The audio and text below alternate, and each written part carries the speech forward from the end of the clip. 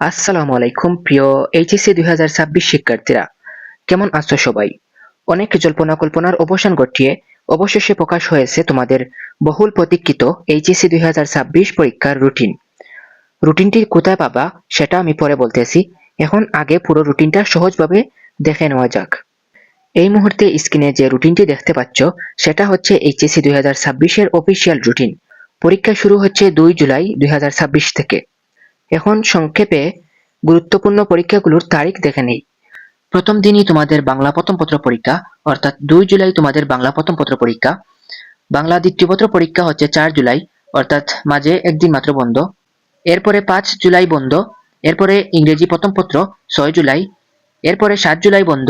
আবার ইংরেজি দ্বিতীয় পত্র হচ্ছে 8 জুলাই এবং আরো 2 দিন পরে অর্থাৎ 11 জুলাই হচ্ছে তথ্য ও প্রযুক্তি।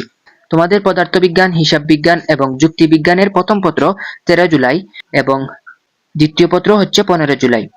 ভূগোল প্রথম পত্র হচ্ছে 16 জুলাই এবং দ্বিতীয় পত্র হচ্ছে 18 জুলাই।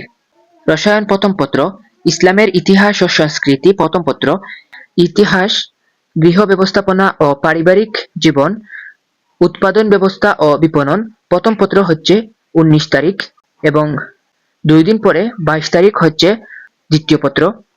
এরপরে আরো অনেক পরীক্ষা রয়েছে, সেগুলো তোমরা দেখে নিবা। সেগুলো পরে তোমাদের সময় নষ্ট করতেছি না। সবচেয়ে গুরুত্বপূর্ণ বিষয় হচ্ছে প্রায় প্রতিটি পরীক্ষার মাঝে মাত্র একদিন গ্যাপ রয়েছে। এর মানে কি, পরীক্ষার আগে আলাদা করে প্রস্তুতি নেওয়ার মতো খুব বেশি সময় তুমি পাবা না। তাই এখন থেকে সিরিয়াস হওয়া ছাড়া আর কোনো বিকল্পই নাই।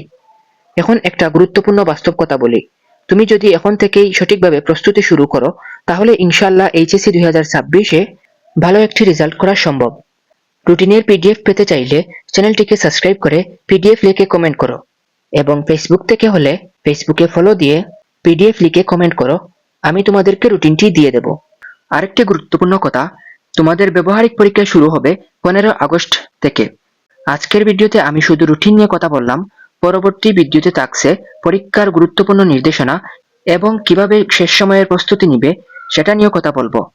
তাই মিস না করতে চাইলে এখনই চ্যানেলটিকে সাবস্ক্রাইব করে রাখো। সবাই ভালো থেকো, সুস্থ থেকো। আল্লাহ হাফেজ সবাইকে।